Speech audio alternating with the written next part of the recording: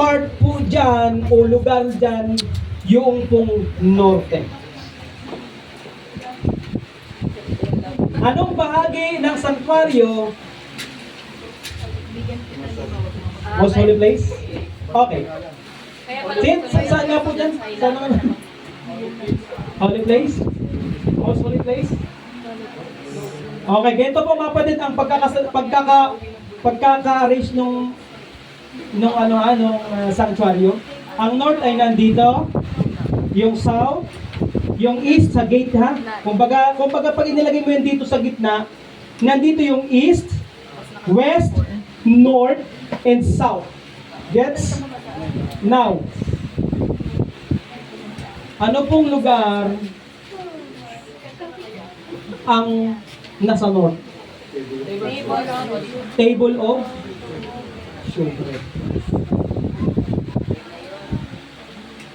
Sabi po ng Exodus 26 verse 35, Thou shalt set the table without the veil and the candlestick over against the table on the side of the tabernacle toward the south.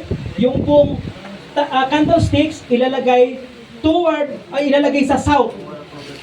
Sa south. Yung candlestick. Pero yung pong table of showbread ilalagay sa north side. Yan, that's the question. Bakit gusto ni Satanas doon? Ha? Okay. Bakit sa table of showbread gusto ni Satanas umupo? Mamaya sasagutin natin yan. So, malinaw mga kapatid, no? Ang lugar na kung saan gusto ni Satanas umupo at maghari ay sa table of showbread. Ang table of showbread, ang ibang salita niya is Mount of Congregation, Mount of Assembly, or Armageddon. Armageddon is not a thinking natin na parang gera. No. This is a place of the table of showbread. Sa Tagalog, lamesa ng tinapay. Yon. Bakit kaya dun? Ha? Nagugutom na si Okay, now ha. Ulitin ko po mga kapatid, isa pa po ha. Sabi ng Psalms 48 verse 1 and 2, Great is the Lord and greatly to be praised in the city of God. Merong city ang Diyos. Amen? In the mountain of His holiness. Yung city niya, holy. Gets? Beautiful for situation, the joy of the whole earth is Mount Zion. Yung kaligayahan ng buong sanlibutan ay ang Mount Zion. Gets? Amen. Yung city ng Panginoon on the side of the north. In other words, yung Mount Zion na kung saan yun ang kaligayahan ng sanlibutan ay nasang side? Nasa north din. In other words, yung side of the north is the Mount Zion, yan yung table of showbread. The table of showbread is the Mount Zion. Gets? Amen. The city of the great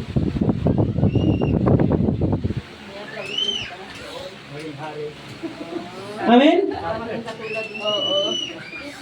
Yun pala yung city ng Panginoon. Yung pong Mount Zion is the north. Is in the side of the north, the table of showbread.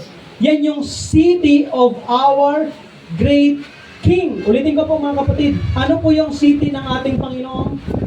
Ng ating great King? What is the city? The city of our great King? Mount Zion. The Mount Zion, where is that Mount Zion place? On the side of the north. Therefore, who is the real King of the north? Jesus. Nagit siya po? Who is the real King of the north?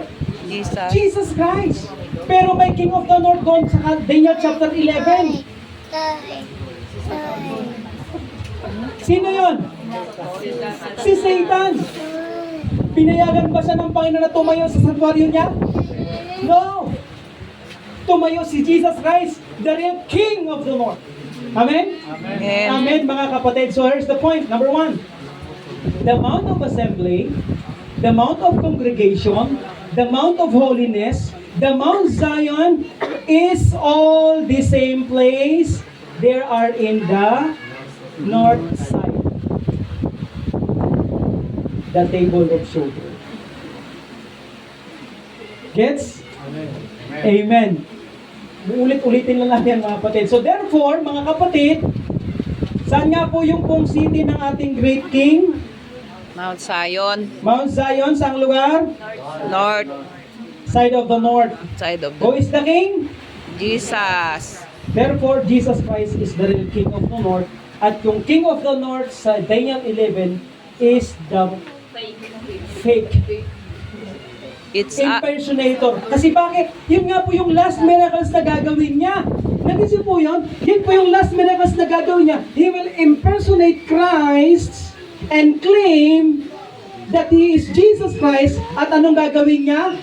Transfer the solemnity of the Sabbath going to Sunday. So, scammer. yun po. Naintindihan niyo na po mga kapatid yung event. Na-imagine yung mangyayari sa hinarap natin. Amen. Tandaan niyo mga kapatid, nandyan po tayong lahat. Maliban na lang mamatay tayo bago dumating yung time na yun. Pero nandyan po tayo sa time na yan.